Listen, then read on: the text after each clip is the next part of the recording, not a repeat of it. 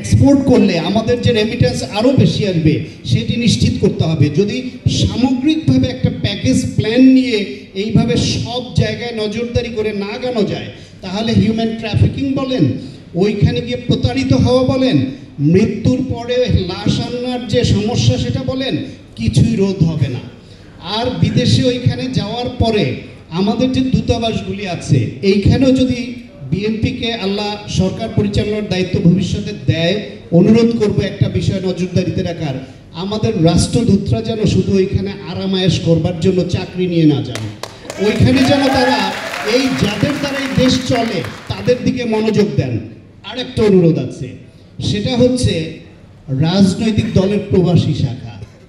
বাংলাদেশে পৃথিবীর কোন রাজনৈতিক দলের কোন প্রবাসী শাখা আছে? তাতে বাংলাদেশ পৃথিবীর কোন দেশের স্বার্থহানি হচ্ছে? আমার দেশের সব রাজনৈতিক দলের কেন বিদেশে এত এত শাখা দরকার হয়? এবং সেই শাখার নামে বাংলাদেশের লোকরা গিয়ে গেলে বিভিন্নভাবে যে এখানে পাল্টাপাল্টি প্রতিবাদের নামে যা হয়, তাতে দেশের সম্মান নষ্ট হয়।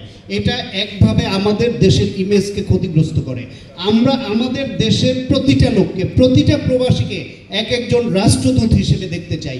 আমার দেশের প্রত্যেকটা নাগরিক যে যেই দেশে আছে সে ওইখানে বাংলাদেশের রাষ্ট্রদূত, সে বাংলাদেশকে রিপ্রেজেন্ট করবে। তার ব্যবহার, তার কাজ, আচরণ, তার ভূমিকা, তার স্কিল সব কিছু বাংলাদেশকে রিপ্রেজেন্ট করবে, যে ও ইউ আর ফ্রম বাংলাদেশ, তার মানে বাংলাদেশ একটা ভালো দেশ।